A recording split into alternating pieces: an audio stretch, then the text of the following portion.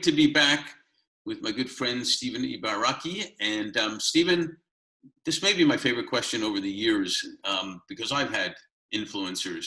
They come in all sizes, all shapes, Jewish, Asian, all different kinds, Canadian. And sometimes they come in a moment and sometimes they come over a period. Are there, some influencers that you've had that influenced your life? That's a really great question. And actually, I've been taught to see the value and the gems that everybody has. So you'll find that if, when I meet people, I ask lots of questions because they're like stories.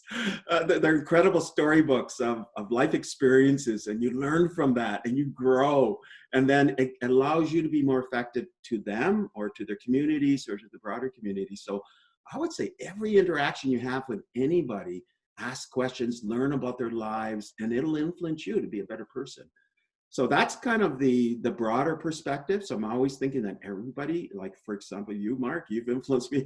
All the great exchanges we have, and I continue to have. I learn a lot from you, and with all the different people that I talk to, and all the work that I do.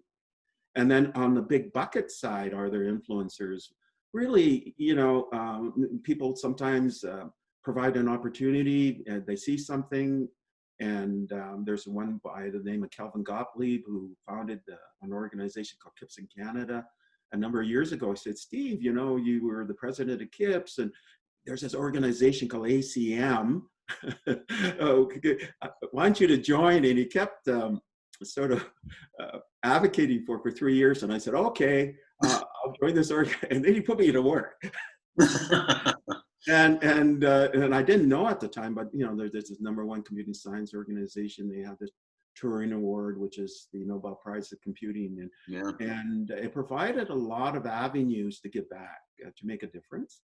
And so I would say he was one that was sort of quite transformational in my engagement. My family, definitely, I would say, from a pivotal standpoint, just their constant encouragement. Anything is possible, go for it, just work hard, treat everybody with respect. Every one of them have influenced me in my perspective and my ongoing commitment to what I do. And for example, I was a teacher and I loved teaching. I thought it was the best job in the world because I had some early success. I wanted to get back, so I went into teaching. And it's my family who said, Stephen, you're teaching a class, maybe you're influencing 300, maybe 1,000 at the most. And why don't you go back into the bigger sort of world and see if you could influence and have some impact to the world. And they kept sort of talking to me about this for 5 years. And I said, okay, I'll do it. That's where I am today. So again, family, that inspirational aspect in my life and so on. But all the bigger names or I shouldn't say bigger name. Everybody has a purpose. Everybody has a fantastic role and contribution. So, you hear people who are inspirational on the spiritual side or on the science side, and you learn from them. But you have to be open to it. So I would say everybody in a way. Well, you bring up a good point. Instead of that people should realize that every moment they may be influencing other people. Yeah, or you can be influenced by others if you're willing to listen. Exactly. And even if the ideas are different than yours, take the time to try to understand their perspective. And because it's an important perspective, and you have to address it, right? Because we're all sort of equal on the planet in some ways. And we want to increase the equity and the equality around the world. And you have to listen to others, and especially those who don't share some of the views you have.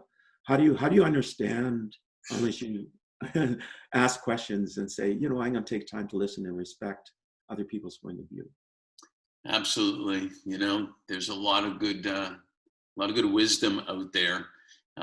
Even from what we're now calling vintage people. We don't call them seasoned anymore or senior. We call ourselves, I guess, or maybe almost there. I don't know, vintage. But you're vintage. You're definitely one of the leaders who care. And I so appreciate you participating. And we'll get out of this unprecedented time and be better for it, right?